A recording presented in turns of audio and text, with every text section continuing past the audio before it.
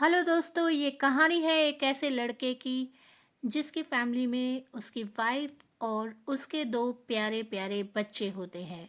उसकी बहुत ही happy family होती है और वो अपनी फैमिली के साथ बहुत ही खुश रहता है। वो बहुत ही अमीर होता है।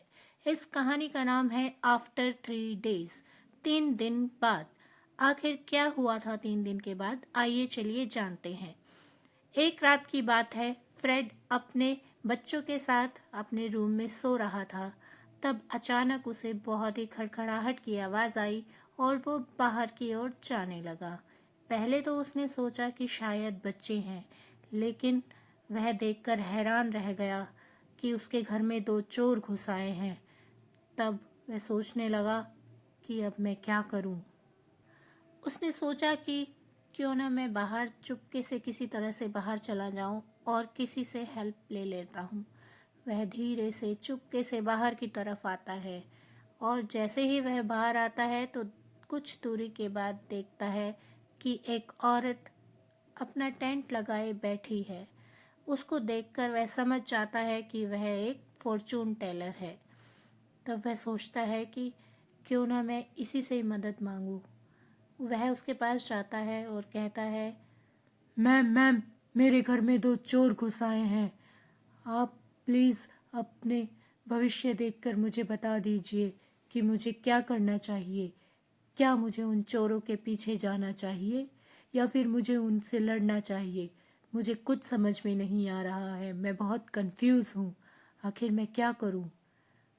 वह औरत कहती है, सर, मैं ऐसे नहीं बता सकती हूँ।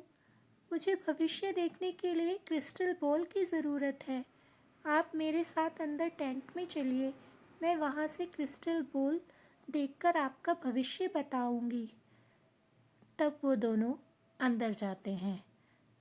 वो औरत उस क्रिस्टल बॉल को टकटकी लगाए हुए देखती है।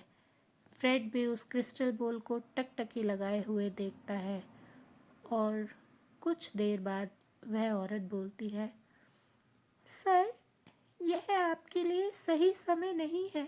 अभी आप उन चोरों के पीछे मत जाइए। आप देखिएगा, 3 दिन के बाद सब कुछ ठीक हो जाएगा। अगर वो कुछ लेकर भी जाते हैं तो आपका पूरा पैसा, आपका पूरा सामान आपके पास वापस लौट आएगा। फ्रेड उस औरत के कहने के अनुसार ऐसा ही करता है और चोरों के पीछे नहीं जाता। तब काफ़ी समय बीत जाता है। लगभग 1 महीने बाद फ्रेड बहुत ही उदास और मायूस रहने लगता है। एक दिन उसकी मायूसी देखकर उसका एक दोस्त उससे पूछता है, अरे फ्रेड, आजकल तुम बड़े ही उदास रहने लगे हो। क्या हुआ है? क्या कुछ प्रॉब्लम है? उसकी बात सुनकर फ्रेड सब बातें अपने फ्रेंड को बताता है और तब उसका फ्रेंड उस पर हंसता है। तो इसका मतलब पुलिस के पास जाने की बजाय तुम उसका वेट करते रहे और तुम फॉर्चून टेलर के पास गए। ये तो बड़ी ही बेवकूफ़ी की बात है।